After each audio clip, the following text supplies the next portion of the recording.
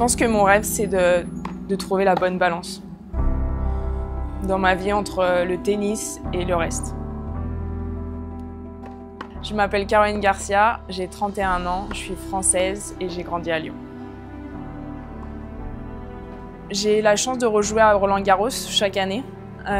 C'est souvent le moment où je me rappelle que j'y suis allée quand j'étais une petite fille et que je rêvais de jouer le tournoi, que je rêvais de fouler le cours Philippe Chatrier. Et c'est là que je me souviens qu'au final, je rêvais juste de pouvoir être joueuse de tennis, que ça n'avait aucune importance quel classement j'allais avoir quand j'allais jouer ou quel allait être mon palmarès, mais je voulais simplement jouer. Et souvent, c'est un peu...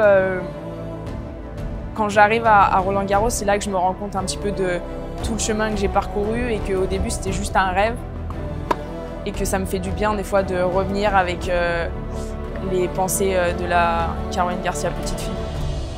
Pour moi, la passion, c'est quelque chose qui te produit des émotions, qui te donne envie de te lever le matin, tu l'as dans la tête, tu as envie d'arriver à ce moment où tu sais que ta passion va commencer à vivre de nouveau. Mais c'est vraiment ça, c'est que ça produit quelque chose en toi. Une des choses qu'on a tous en commun, c'est forcément la passion du tennis. Aussi, on est tous perfectionnistes. Et qu'il y a toujours un peu le challenge envers soi-même de dépasser ses propres limites. De trouver un moyen de progresser ou de faire les choses mieux. Et tout ça fait qu'on essaye tous d'être les meilleurs dans notre sport.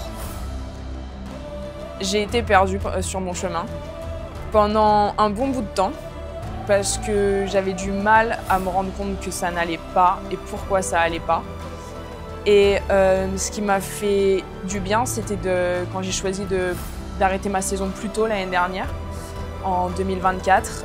J'ai retrouvé mon chemin, je pense, en me posant les bonnes questions, en m'ouvrant à mes proches et en sachant pourquoi je voulais le faire et vraiment choisir pourquoi moi j'avais envie de le faire et comment je voulais le faire. Pour moi, c'est difficile de me détacher de ce jugement-là parce que je pense que pendant longtemps, je ne savais pas vraiment si je jouais pour moi ou si je jouais pour les autres ou pourquoi je le faisais. Du coup, forcément, il me faut du temps, il faut que j'apprenne à vraiment poser les bonnes questions et à trouver mon propre chemin. Ce que je dirais à la petite Caroline, que le chemin il est long, mais qu'il peut t'apporter énormément sur toi-même, sur apprendre à connaître les autres personnes. Mais fais-le surtout pour toi, à la façon dont tu as envie de le faire, et fais-toi confiance, fais-toi beaucoup plus confiance.